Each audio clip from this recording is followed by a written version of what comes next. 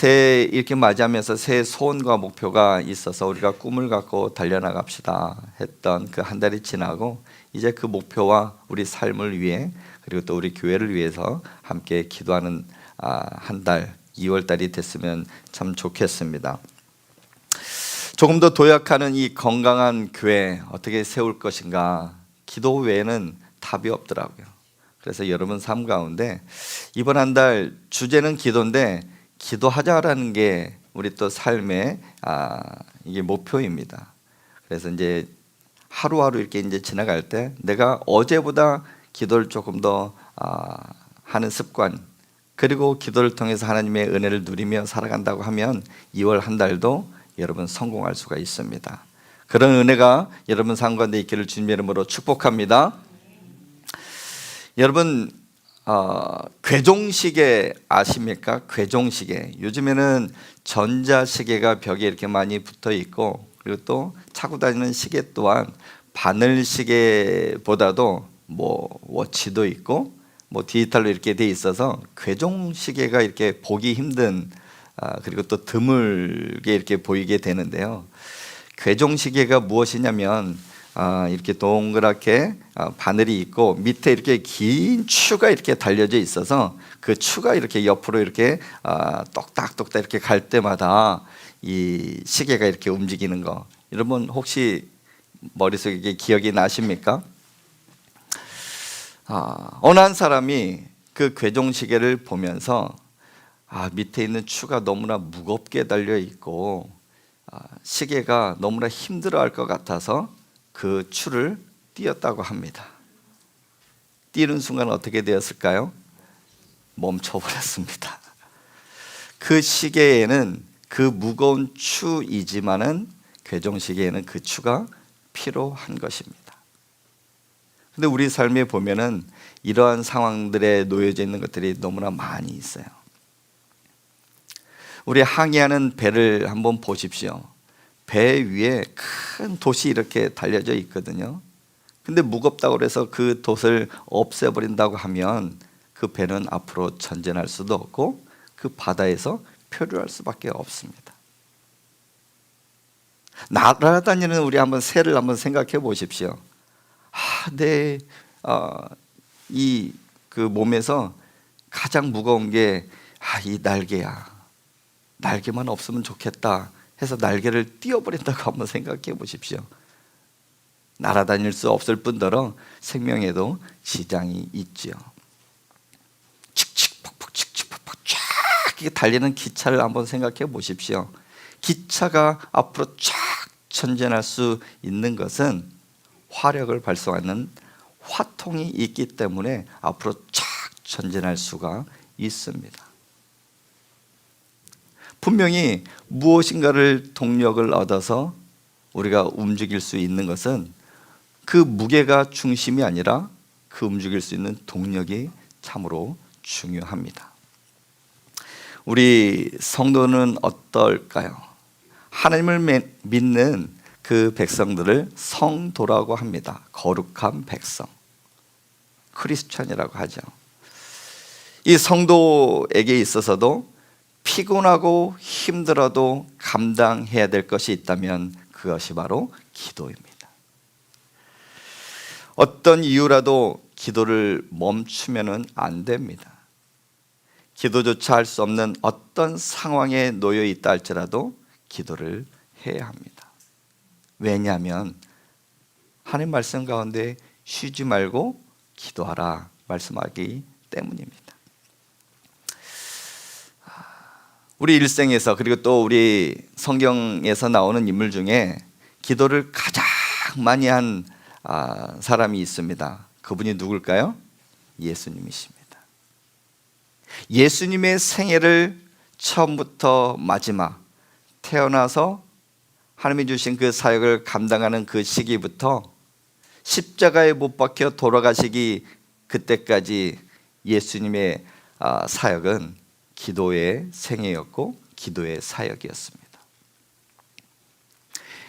예수님이 태어나셔서 이제 어린 시절 이렇게 보내고 이제 30년 동안 이런저런 생활을 하시다가 3년 반 동안 이제 하나님의 부르심에 이제 공생애가 시작이 되죠. 그 일을 시작할 때 제일 먼저 하셨던 게 바로 기도입니다. 40일 금식 기도를 마친 후에 사단으로부터 시험을 받지만 기도와 말씀으로 모든 것을 이겨냈던 그 예수 그리스도. 순간순간의 새벽 미명 그 시간이 일어나 조용하게 한적한 그곳으로 나아가 하셨던 것도 기도입니다.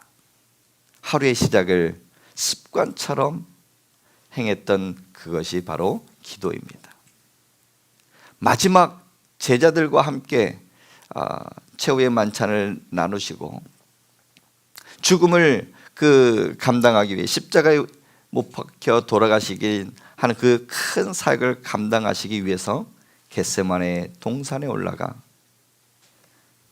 피와 땀을 흘리면서 행했던 것도 바로 기도입니다. 그리고 십자가상에 못 박혀 돌아가실 때 끝까지 감당했던 하나님 앞에 기도했던 것으로 그 생애를 마감하셨습니다. 예수님이 누구십니까? 예수님은 분명히 하나님의 아들이십니다. 그리고 하나님이십니다. 이 모든 만물을 창조하실 때 삼위일체 하나님, 그 창조하실 때도 함께 하셨던 분이 예수님이십니다. 예수님은 능력이 있으세요. 전능하십니다. 그런데 예수님이 기도하셨다라는 것은 기도 안 하셔도 되거든요. 기도 안 하셔도 삶의 현장에서 능력을 발휘하실 수 있고, 기도 안 하셔도 하나님의 아들이시기 때문에 모든 일들을 다 행하실 수가 있습니다. 그런데 그분이 기도하셨던 이유는 이 땅에 그 육체, 우리 몸된 그 모습으로 오셔서, 사람의 모습으로 오셔서 하나님의 사역을 감당하고 이 땅에 오신 그 사명을 감당하기 위해서 기도하셨던 것입니다. 그렇다면 예수님이 기도하셨다고 하면 우리 또한 기도해야 되지 않겠습니까? 예수님이 날마다 습관적으로 기도하셨다고 하면 우리 또한 그 하나님 앞에 엎드려 기도해야 될 것입니다. 오늘 본문에는 야고보 사도가 우리에게 이제 말씀하는 교훈들이 많이 있습니다. 그 중에 야고보서에서 많이 등장하는 그 주제가 바로 기도입니다. 기도는 교회를 움직이는 동력이며 우리 인생을 이끌어가는 동력입니다. 우리 요 한번 천장을 한번 보십시오. 전등이 이렇게 많이 있습니다. 이 전등에 불이 들어오기까지는 중간에 스위치가 있지만은 처음에 이 전등에서 보내주는 전력, 그 전기가 있어야 이 불이 환하게 비치지 않겠습니까? 이렇듯 이 전등에는 불이 환하게 비치는 것이 이 전등의 목적이고 사명일 겁니다. 우리도 마찬가지입니다. 이 땅에서 우리의 목적대로 하나님의 영광 위에서 살기 위해서는 우리에게도 동력이 필요하고 하나님 영광 위에서 살아가기 위해서 힘이 필요한데 그것이 바로 기도의 힘이고 기도의 동력이다라는 것입니다. 우리 삶의 기도가 실제적으로 내 삶을 움직이고 나의 삶을 이끌어가는 동력이 될 수 있길 주님의 이름으로 축복합니다. 여러분, 기도에는 능력이 있습니다. 그리고 한계가 없습니다. 기도하면 모든 것이 이루어질 줄 믿습니다. 오늘 말씀은 기도의 3가지 능력에 대해서 말씀하고 있습니다. 어떤 능력이 있는지 첫 번째 우리 13절 말씀을 같이 읽겠습니다. 13절 말씀입니다. 시작. 너희 중에 병든 자가 있느냐? 그는 기도할 것이요. 다시 한번 시작. 너희 중에 고난당하는 자가 있느냐? 그는 아멘. 기도는 고난을 이겨내는 힘이 있습니다. 야고보는 성도들에게 기도할 것을 명하면서 특별히 고난을 당하고 있는 성도들에게 이야기합니다. 너희가 어떤 고난을 당하든지 그 고난 앞에서 너희가 행할 것은 기도야. 그렇게 말씀하고 있는 겁니다. 기도는 우리 고난의 모든 문제를 해결하는 열쇠입니다. 고난을 이겨낼 수 있는 방법, 우리의 경험 될 수도 있지요. 여러 가지 책들을 보면서 도움은 될 수가 있지만 우리의 삶을 주장하시는 그 하나님, 그 고난의 모든 상황도 너무나 잘 알고 계시는 하나님, 그러나 그 하나님께 부르짖고 기도할 때 그 고난은 이겨내고 지나갈 줄 믿습니다. 예수님께서 말씀합니다. 우리 요한복음 15장 7절과 14장 13절 14절 말씀을 함께 읽을 텐데요. 우리 요한복음 15장 7절 함께 읽겠습니다. 시작. 너희가 내 안에 거하고 내 말이 너희 안에 거하면 무엇이든지 원한 대로 구하라. 그러면 이루리라. 아멘. 우리 14장 말씀. 너희가 내 이름으로 무엇을 구하든지 내가 행하리니 이는 아버지로 하여금 아들로 말미암아 영광을 받으시게 하려 함이라. 내 이름으로 무엇이든지 내게 구하면 내가 행하리라. 아멘. 두 말씀의 공통적인 그 말씀은 무엇이든지 너희가 내게 구하면 내가 행하겠다. 다른 말로 하면 기도하면 이루어진다라는 말씀을 예수님은 우리에게 말씀하고 있습니다. 하나님을 믿는 우리에게도 고난은 있습니다. 믿지 않는 사람들에게 고난만 있는 것이 아니라 믿는 사람에게도 고난은 있습니다. 그러나 성도들과 의인들에게 찾아오는 고난은 성경은 말씀합니다. 그것이 유익이다. 왜 고난이 우리에게 유익이라고 말씀하고 계실까요? 그것은 기도할 수 있기 때문입니다. 고난 가운데 있습니까? 너희는 기도하라. 이 기도하는 데 있어서 하나님 앞에 더 나와 엎드리고 하나님 이 고난을 해결할 수 있도록 하나님 나를 인도해 주십시오. 그렇게 기도했더니 어느 순간에 고난은 그대로 있지만 하나님과의 멀어졌던 관계가 좁혀지는 거예요. 하나님, 그래서 내게 고난을 주셨군요. 깨닫게 되는 은혜가 있는 거예요. 그 고난을 통해서 하나님 앞에 기도했더니 내 마음에 내 삶이 점점점 비워지는 겁니다. 더 겸손해지게 하나님께서 만드시고 그래 이제는 됐다. 고난은 그대로 예전처럼 있지만 이거 아무것도 아니야. 그래서 하나님께서 내게 이 고난을 허락해 주셨구나. 고난을 뛰어넘는 그 믿음을 내게 허락하신다는 사실입니다. 여러분, 고난이 있어도 감사하시고 고난이 지나가도 감사하고 내가 그걸 통해서 하나님 앞에 기도하고 하나님과의 관계가 좁혀지고 가까워진다고 하면 그게 은혜인 줄 여러분 믿으시길 바랍니다. 그래도 우리는 여기 앉아있는 아이들보다는 조금 더 많이 살았잖아요. 아이들의 모습을 보면은 그래 그거 괜찮아. 아빠가 다 경험해 봤어. 그럴 때 기도하면 돼. 이 아이들은 이해를 못할 겁니다. 제가 한번 설교하면서 그런 예화를 이렇게 신방했던 이야기를 제가 드린 적 있을 겁니다. 신방을 이렇게 갔더니 80 넘은 한 권사님이 계시고 70 중반 이렇게 넘은 권사님이 있는데 이런저런 이야기 하다가 그 70 중반 넘으신 권사님이 이렇게 힘들어요. 기도 제목을 내놓는데 그 한 80 넘은 권사님이 그거 괜찮아. 내가 70 중반 내가 살아봤어. 괜찮아. 그랬더니 그 모든 분위기가 괜찮아로 이렇게 다 변해버렸습니다. 우리 아이들에게도 지금 초등학교에 있는 아이들은 중학교, 고등학교 갈 거예요.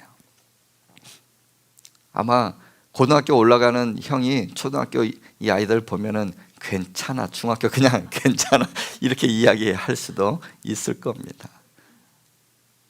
고등학교, 대학교 진학했던 그 형들이 고등학교 이렇게 진학하는 아이를 보면 괜찮아. 근데 하나님이 우리를 볼 때 그 고난 괜찮아 그렇게 말할 수 있는 것은 하나님은 전능하신 분입니다. 하나님 모든 것을 해결하실 수 있는 분이에요.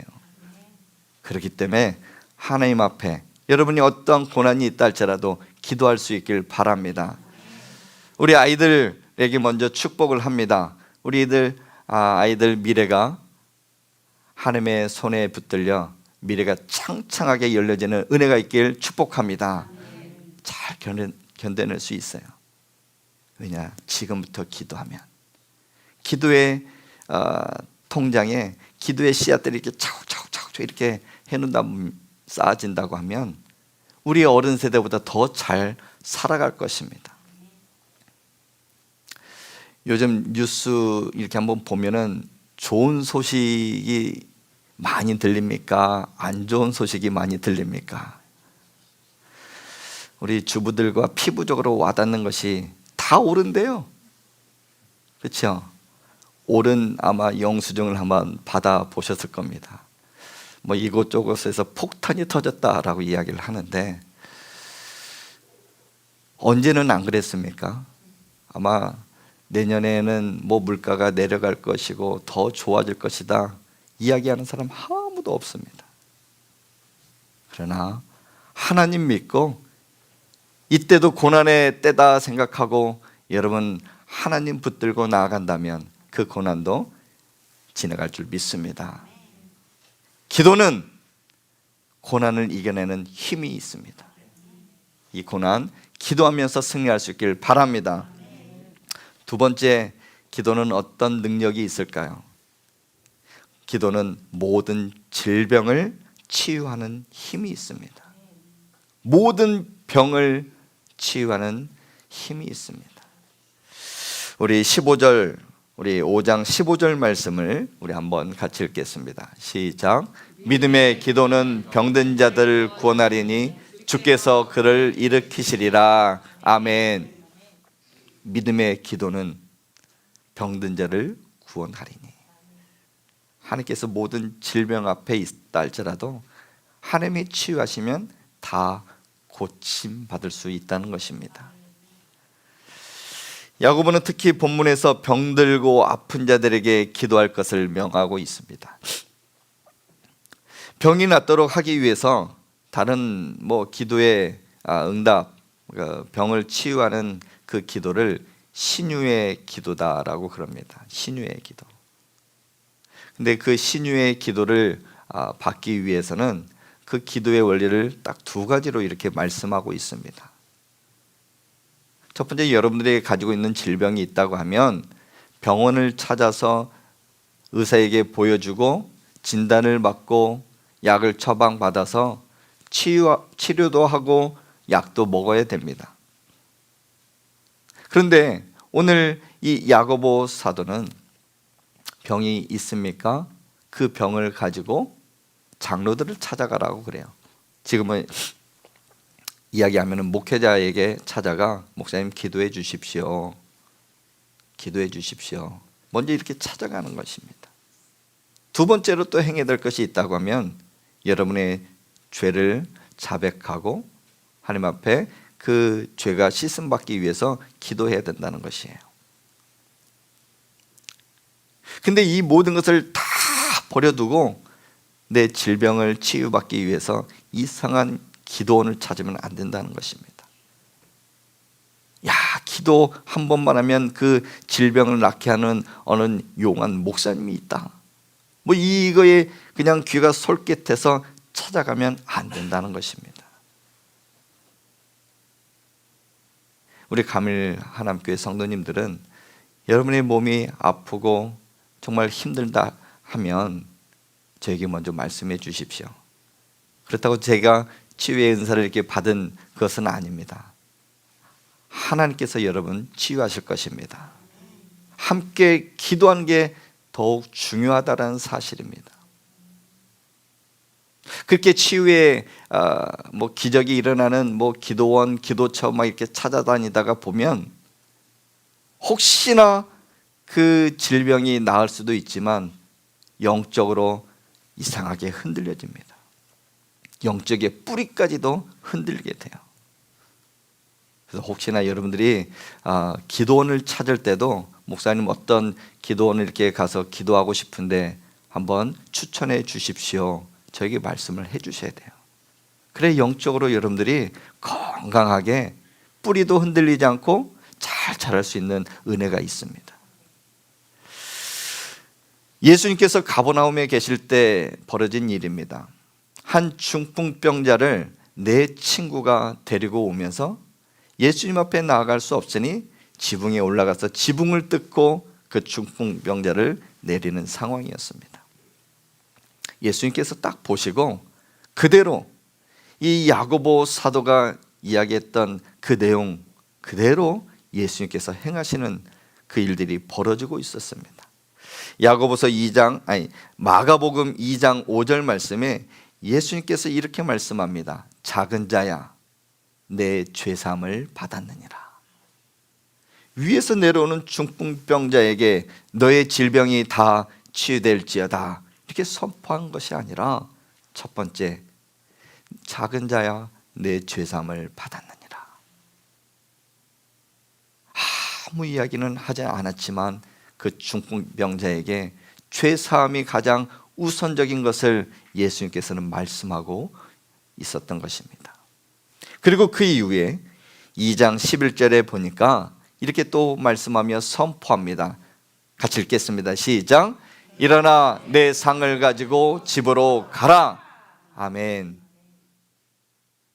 죄사함을 받았느니라 말씀하시고 질병이 다 나았으니 내 상을 가지고 집으로 가라는 거예요.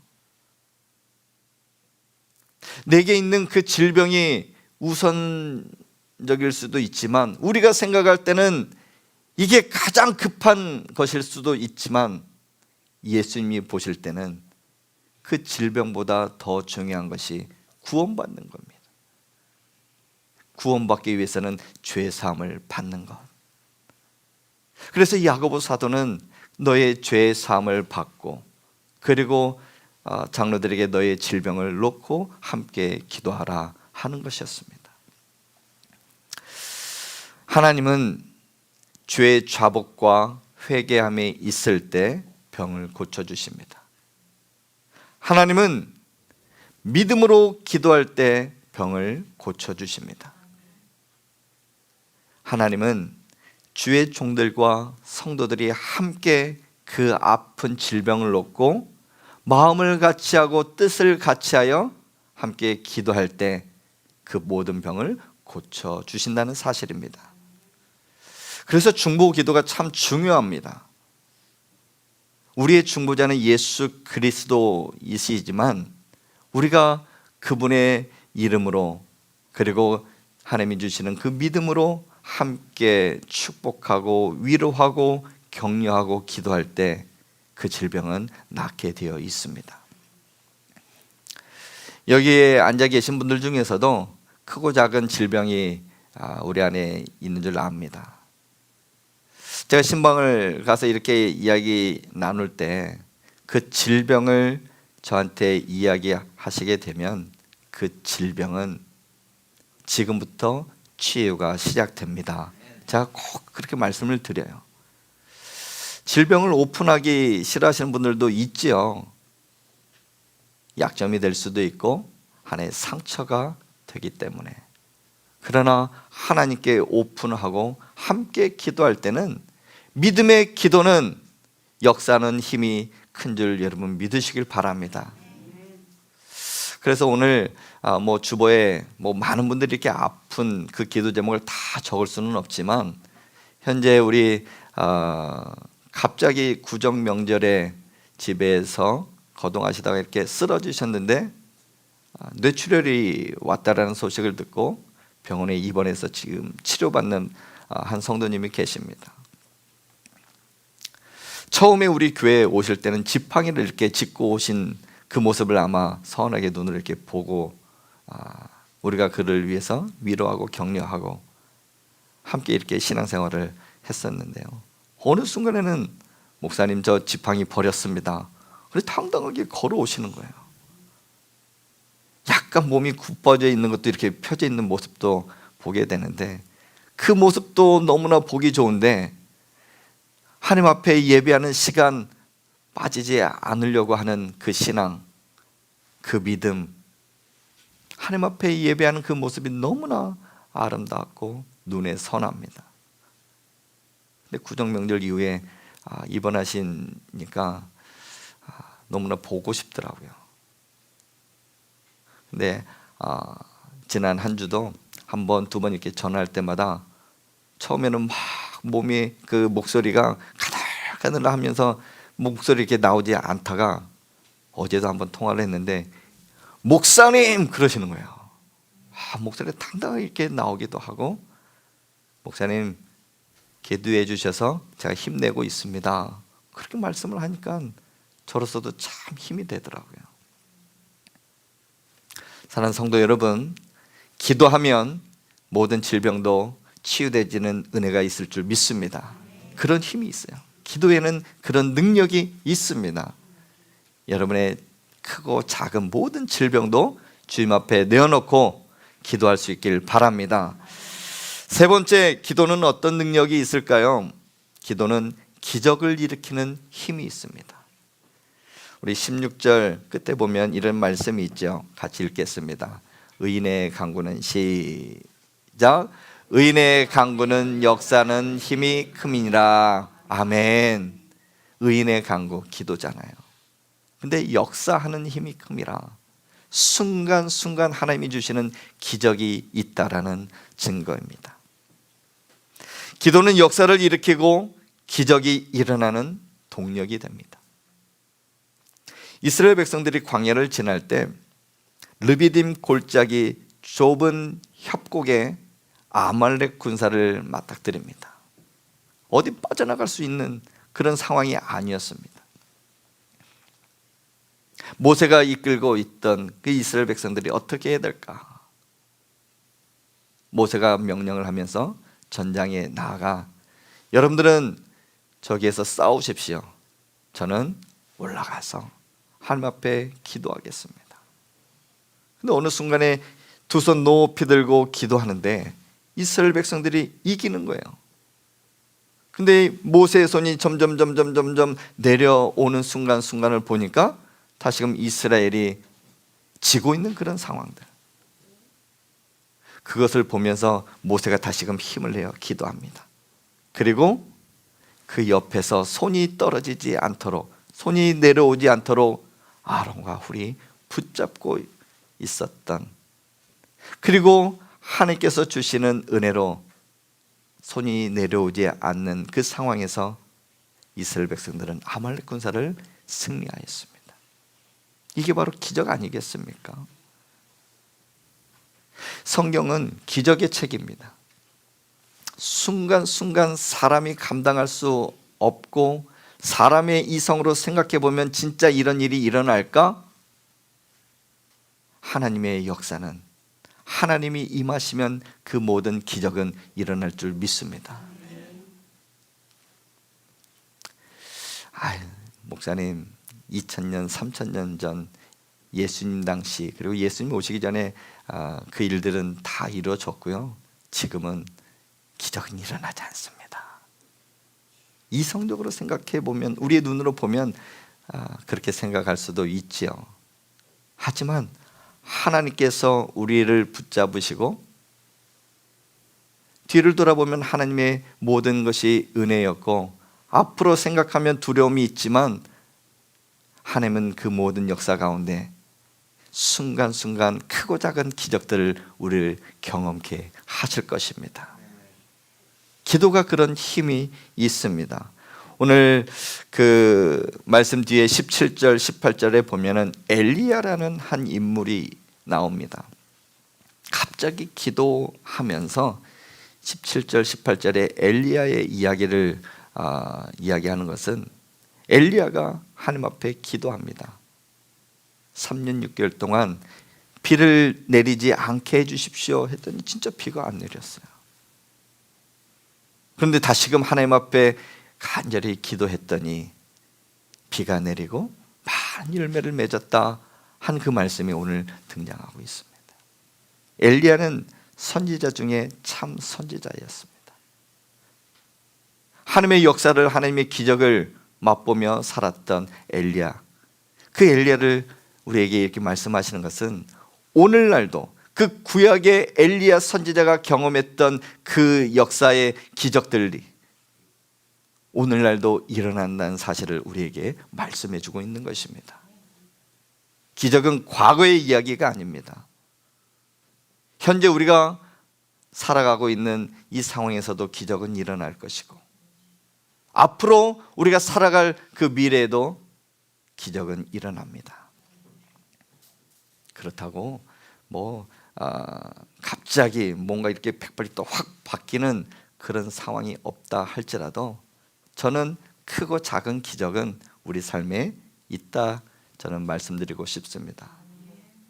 왜냐하면 여러분, 우리가 살아가면서 그런 이야기 하잖아요.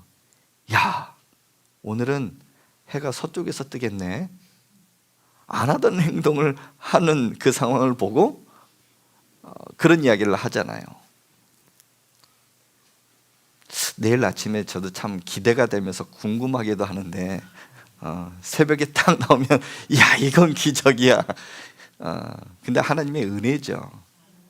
기적이라고 하면은 조금 우리 안에 이게 상처가 될 수도 있는데, 내가 어제 말씀을 듣고 열심으로 이렇게 살아보려고 하는데 핀잔 주는 듯한 그런 이야기처럼 들릴 수 있습니다. 하지만 여러분, 마음 먹은 대로 여러분 통해서 하나님은 기적을 이루십니다. 여러분 가정에서, 여러분 직장 가운데, 사업장 가운데, 우리 공부하는 우리 학생들 학교 가운데 하나님이 함께 하시고 살아계신 그 하나님 앞에 기도할 때 기적은 반드시 일어날 줄 믿습니다. 특별 새벽기도 광고했지만 부담되시죠? 그리고 제가 여러 이제 상황들을 알고 있기 때문에, 직장 때문에, 몸이 이렇게 불편한 것 때문에 새벽에 나오는 게 힘든 거 압니다. 그러면서 죄책감 가질 필요 아무것도 없습니다. 있는 그 자리에서 내가 조금 더 기도하자 하는 그 마음에 함께 기도하면 되는 것입니다. 새벽에 나오자 하는 그 부분은 우리 하루를 살아가면서 첫 시간을 하나님 앞에 드리고, 이때 기도하면 언제 기도하겠는가, 그리고 기도에 동력을 불어넣기 위해서 혼자 기도하는 것보다 함께 기도하면 더 큰 힘이 생기기 때문에,